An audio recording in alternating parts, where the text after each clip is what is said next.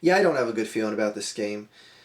And more than just expectations of instant negativity from every game they play, more beyond that, I just, I don't have a good feeling because Drew Brees is the best quarterback that this Eagles team is going to face. Now I know Drew Brees is injured, and like even in the Dallas game, he was barely throwing deep balls or anything like that. But I see this being like one of those games where Drew Brees is just going to pick this team apart, and people are going to be like, "Oh, look, the Saints are back," but then people are going to be like, "Shut up! They just beat the Eagles. That doesn't mean anything." Now, honestly, I'm to the point now where, again, no expectations from this team because I'm not getting excited. But what I do want to see is I want to see the young guys continue to excel. I want to see things turn the corner from shit to just better. Like, see this offensive line actually do something beyond being just a sieve that's just allowing the water just to flow through unabated. I want to see Jordan Hicks continue his upscale play because, frankly, Hicks is making one specific decision that Chip Kelly did look completely horrendous in that, well, more than just Jordan Hicks playing well. Marcus Smith. Marcus Smith, it can't even get on the field. It can't even get on the sideline. And it's going to be decisions like this that stand out so much more radiant because when you draft a guy in the first round, I don't care if you're going to try and spin this to be, oh, that was more of Howie Roseman's pick than Chip Kelly's pick. Chip Kelly had some say in who was drafted in the first round 2 seasons ago. You're kidding yourself if you think otherwise. When you draft a guy in the first round and you go back and you go, man, look at all the stud offensive linemen that were still on the board.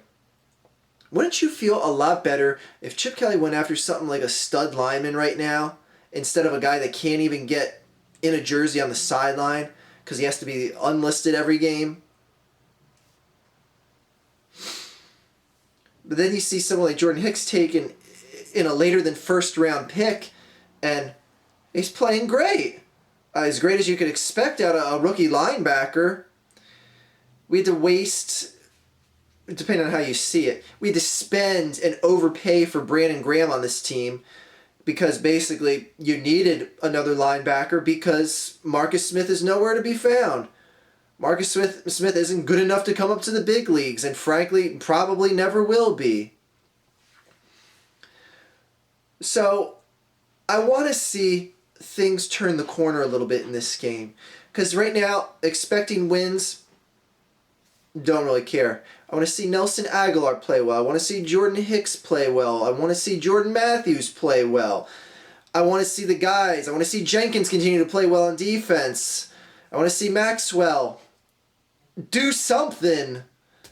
I don't know if he's going to be... He was injured last week. And Jason Peters is listed as questionable. Kendricks is out for tomorrow's game. And in all honesty, there's really not much to look at. But for whatever reason, the odds makers, I think the Eagles are a 5.5, 6-point favorite going into this game, which is a very, very commanding spread. I know there's more variables than just wins and losses that are looked at, and performance of certain players, and where the game is being played at. Even though it's in Philadelphia, I don't see this as much of an advantage. But in all honesty, this is a team that the Cowboys almost beat last week with less than what the Eagles had playing against them.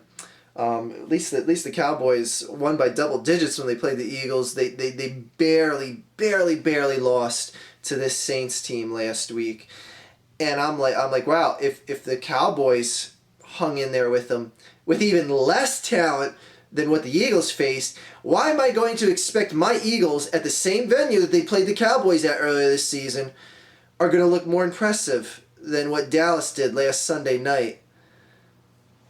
Like, there's nothing logical I can point to say, look, don't worry, guys. We got this game.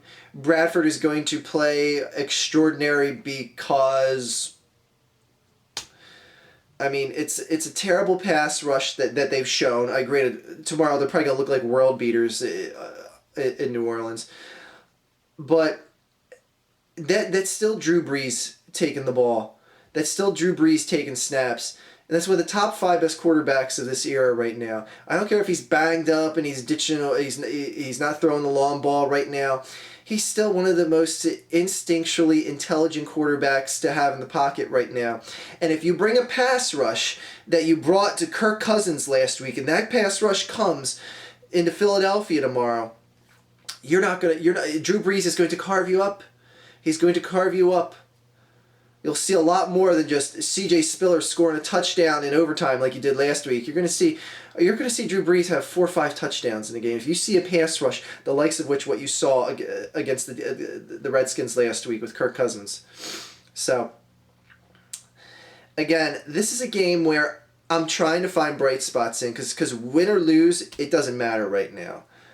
Oh, keep up hope, man. They're only 1 game behind the Cowboys. I don't care. I don't care. This team isn't doing anything in the playoffs, and that's all I care about. Again, I'm an all-or-nothing type guy. I don't care about winning the NFC East, especially this year more than anything else. I want to see something that we can build off on for the future. Because right now, even seeing Sam Bradford play well, that's great. We need him to play exceptional. We need him to play on a team that is winning games and making a charge into the playoffs, not a team that's puttering along and hopefully making the playoffs by winning a division that is pure shit. Because Bradford's not going to be here next year. I mean, other than having no choice but to sign him because he's the best of the free agent class, as scary as that sounds. But if you actually look at the free agent class of quarterbacks, Bradford's probably your best choice, arguably against someone else. I mean, that's whatever. Kirk Cousins is a free agent unless he gets re-signed, so maybe that's a bit of an upgrade. You think about that. If that's your best option to upgrade, well, let's not get ahead of ourselves. So anyways, I'm not predicting the Eagles to win this game. Can the Eagles win this game? Absolutely they can. Absolutely. But there's certain things that have to show up that haven't shown up.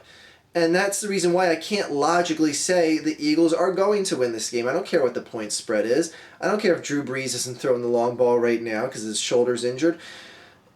There's still nothing to point to. I look at that Dallas Saints game and I'm like, well, they looked a lot more impressive. They beat a team that beat us, and that team that they played looked a lot better. Anyways, what I'm getting at is the Saints look much more impressive of a team right now, even at 1 win, than the Eagles do.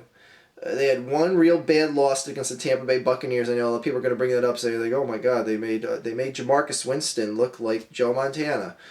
I get all that. That was a terrible, terrible, terrible loss in Week 2 that basically ended everyone's suicide pool in the entire nation. Thanks, Saints. You were favored by 7 points in that game, and you lost by, it was like 20.